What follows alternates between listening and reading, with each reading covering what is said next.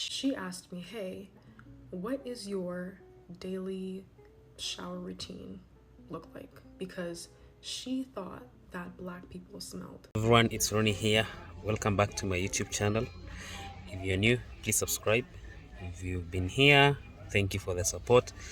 Thank you for always watching my videos, and I want to appreciate your support. So today we're still in Canada. Now watch this video of this lady who was asked by her Asian friend. Why are Asians so racist? In fact, they are the worst. She was asked how many times she baths in a day because black people smell. Really? Just watch. She asked me, hey, what is your daily shower routine look like? Because she thought that black people smelled. So originally I did not want to disclose too much information regarding my old roommate in first year in UBC, but I've been having so many comments and personal messages asking me to share. So I graduated in 2022 from high school, and I originally picked Vancouver and UBC to study because I previously lived in Vancouver Island for a bit for boarding school, and I thought that Vancouver would be pretty similar and I enjoyed the experience. So UBC had provided me her email, and I had emailed her and told her my name and where I'm from, and that I'm really looking forward to meeting her, and she said the same thing back, and we kind of just switched Instagrams and went on from there. I'm not going to specify exactly which Asian country she's from, but she was born and raised in this Asian country, and she went to an international school. So when she had told me this information, I was like, okay, she has kind of interacted at least a little bit with people of color, meaning black people. So I was not too worried about it because I was like, she seems really sweet, she's really nice, and I don't have anything to really worry about. Upon my arrival of coming into UBC, the very first day when I had to move into the dorm, that very night, she asked me, hey, what is your daily shower routine look like? Because she thought that black people smelled. So I was pretty much stunned. I didn't know what to really do. I was like, why would you even ask that type of question? I honestly just laughed it off because I thought it was a joke. But later, she had told me that she was walking with her friends around the UBC Rose Garden, and she had seen a group of black people whom I happened to know. When she was describing them to me, she had told me that she saw a group of black people. There were black guys in there, there were some black girls, and she didn't like how the black guys had braids or dreads in their hair. She told me that she felt uncomfortable and that her friends felt uncomfortable around them as they were just passing by, and how there were some girls that had their natural hair and she thought that it looked unprofessional, and girls that had blonde colored braids and she thought that looked unprofessional and unkept as well. I was just like, why would you say that? You know, like, don't say that, that's not good. And then she went on to be like, you know, you are different, like I'm a different type of black person. And I was like, what the heck are you talking about? Like, what do you mean I'm a different type of black person? So she was like, you're not like them. So basically she was trying to separate me from the black community. So she looked at me as if I was better than most black people, which I don't know where she got that from. But I asked her and I was like, what do you mean?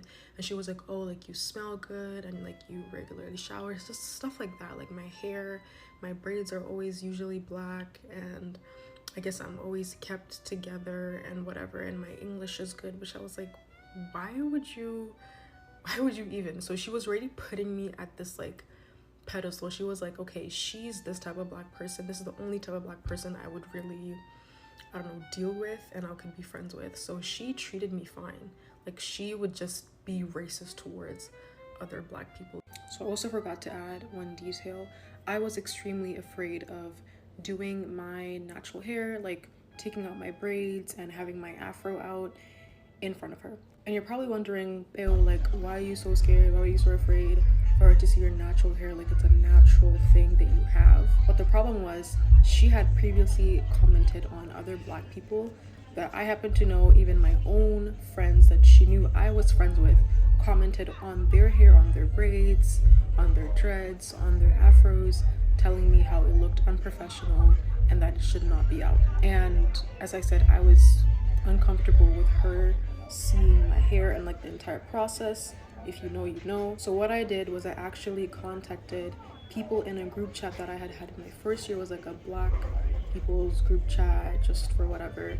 And I had actually went on the group chat and contacted people on there, and I said, hey, I'm gonna be doing my hair really soon, and I feel really uncomfortable with my roommate to do my natural hair routine. Is there any way that I could use someone's room to do my hair?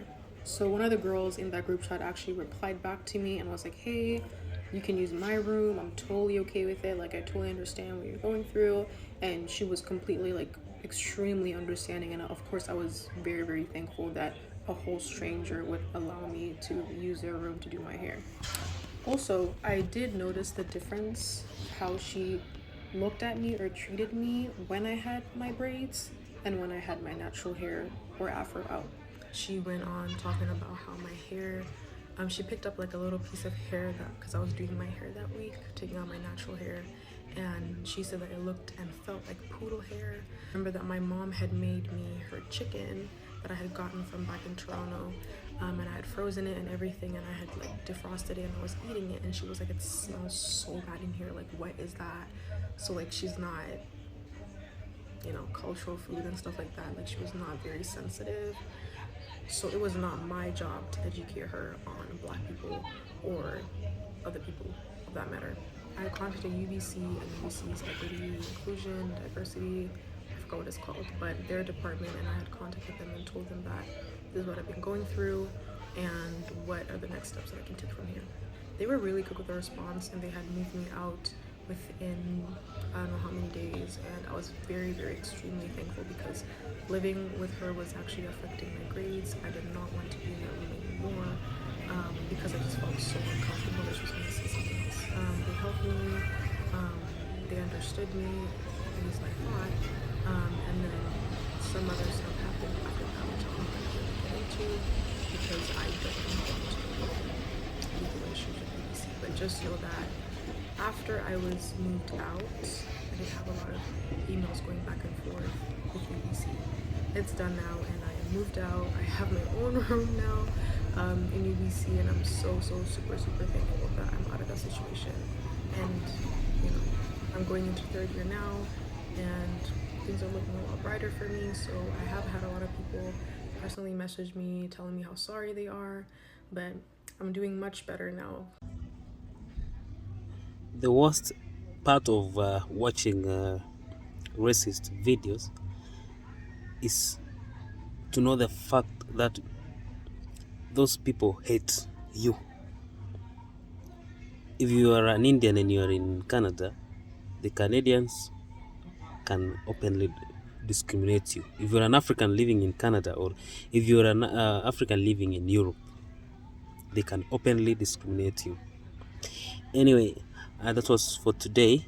Remember to like the videos and subscribe for the next videos that are upcoming. Thank you so much for the support up to this point. Please share. Thank you. Bye.